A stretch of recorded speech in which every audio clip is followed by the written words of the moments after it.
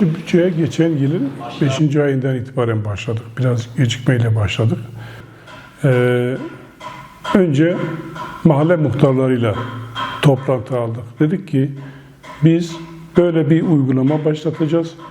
Bu uygulamada sizlerin de bu uygulamaya katılmanızı istiyoruz. Ve mahallelerde toplantılar aldık.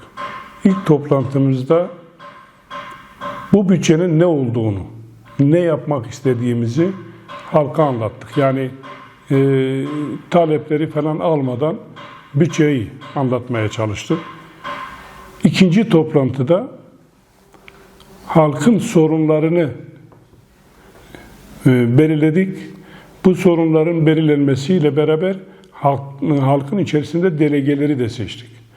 Yani bize mahallede yapılacak çalışmalara destek olacak delegeleri seçtik. Vatandaşların kendi mahallelerindeki sorunlarını dile getirdiler. Kendi istemlerini dile getirdiler. Burada önemli olan bir şey çıktı ortaya. Şimdiye kadar kendisini hiçbir şekilde belediyede görmeyen, hiçbir şekilde de belediyeye ulaşamayan vatandaşlar bunların tümüne ulaştı. Ve direkt kendi sorunlarını, kendi derdini, kendi talebini bize aktardı. Bu çok önemliydi. Bu katılımcı demokrasiyi getirdi beraberinde. Biz bu sorunları dinledikten sonra sivil toplum örgütleriyle de toplantı aldık. Ondan sonra belediye yönetimiyle, ilgili birim müdürleriyle toplantı aldık. Belediyemizin bütçesi nedir? Geçen yıl bu bütçeyi harcarken nasıl harcadık? Bu yıl nasıl harcayacağız? Biz ne kadar hizmete para ayıracağız? Onun hesabını, kitabını yaptık. Bütçemizi belirledik. Ondan sonra yine mahalle toplantılarını alarak dedik ki mahalleliye bizim 10 liramız var. Sizin bu sorunlarınızın tümünü çözmemiz mümkün değil.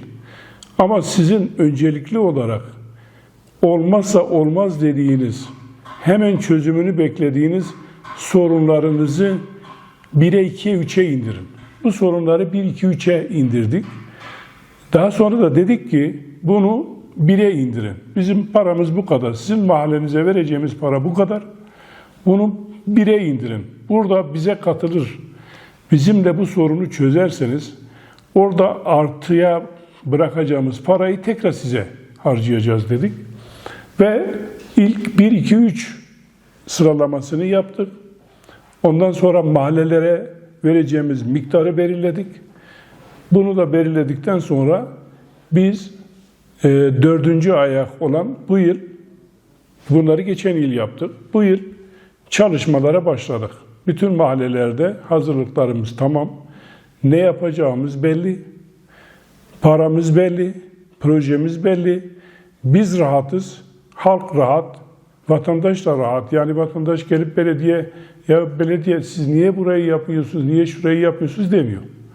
Vatandaş da biliyor ki kendilerine ayrılan bir bütçe var. Bu bütçe nereye harcanacak belli. Dolayısıyla vatandaş da rahat. Biz belediye olarak, belediye yönetimi olarak da biz de rahatız. Biz de ne yapacağımızı biliyoruz. Katılımcı bütçe modeli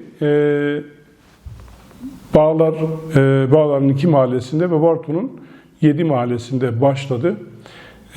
Varto 188 ülke içerisinde ilk 40'a değerlendirmeye alınan finale kalan ilk 40 belediyeden biri. Biz bütün Vartolu hemşerilerimizin dostlarından, kamuoyundan talebimiz, istemimiz katılımcı demokrasinin öncülüğünü yapan dünyada bir dünya demokrasi platformunun yaptığı bir elemeden sonra biz bu finale kaldık. Burada dereceye girmek için bir oylama yapılmaktadır. Bu oylamaya bütün Vartoluların dostlarını, hemşerilerimizi bu oylamaya katılmalarını, bu oylamada 5 belediyeye oy verme durumu var. Bunu özellikle belirtmek isterim. Sadece Barto'ya vermek yeterli gelmiyor. 5 belediyeye oy vermeleri lazım. Bu konuda herkesin duyarlı davranmasını, herkesin kendini Barto Belediyesi'nin sahibi olarak görmesini bekliyoruz. Bütün Bartolulardan talebimiz, isteğimiz bu.